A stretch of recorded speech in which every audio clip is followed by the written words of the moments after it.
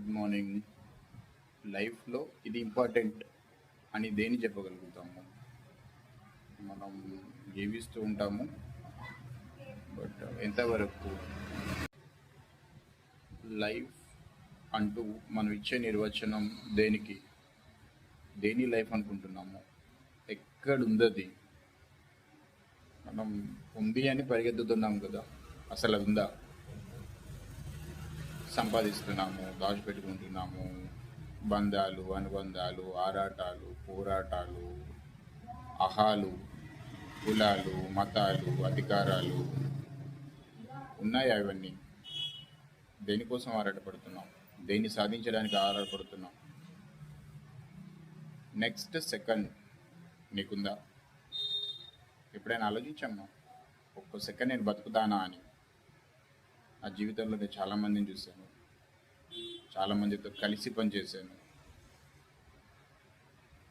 ఇక్కడే ఉంటాం మేము అన్నట్టుగా జీవిస్తూ ఉంటారు. ఆరటం, పోరాటం,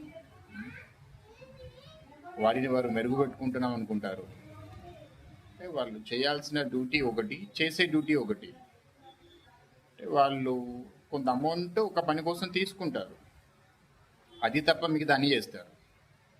వాళ్ళని వాళ్ళు షైన్ చేసుకుంటారు, వాళ్ళని వాళ్ళు గొప్ప వాళ్ళని చేసుకుంటారు, వాళ్ళని వాళ్ళు నేను తోపునని చెప్పి చెప్పుకుంటారు. అరే, నువ్వు దేనికి కేటాయించబడ్డావు నీకు తెలిసిందా? ఇఫ్ కొన్నేళ్ళు నువ్వు ఇలాగే ఉండిపోయావు, రేపు మాకు వెళ్ళిపోతావు. బట్ అప్పుడు ఏం చేసేవని ఇంత అనుభవించావు? దేనికోసమని కొంత తీసుకున్నావు? నువ్వు, నీ పిల్లలు, మిగతా వారందరూ కూడా బతికేశారు కదా దాంతో. అంటే మనకి లైఫ్ తెలియలేదు, లైఫ్ అంటే ఏంటో అర్థం కాలేదు. మనకు నచ్చినట్టు మనం నిర్వచించుకుంటూ పోతున్నాము. దేనిపైన ఆధారపడి ఉంది మరి లైఫ్ అంతా? చిన్న దానిపైన ఆధారపడి ఉంటుంది. ఆలోచించండి, ఏమై ఉండొచ్చు? Simple, that is the time. One time బాగుంది అంటారు, వన్ టైం బాగుండడం కాదు, మనకి అన్నీ కలిసి వచ్చాయి. వాతావరణం, ఎవ్రీథింగ్ కలిసి వస్తుంది.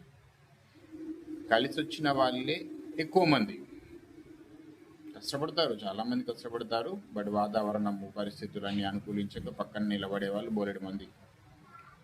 రకరకాలుగా పరివారాలు కావచ్చు, బంధుజనం కావచ్చు, ఏదో రకంగా ఏదో టైంలో అదృష్టం కలిసి వచ్చి కూర్చుంటాడు. నువ్వు ఎంత ఏమనుకున్నా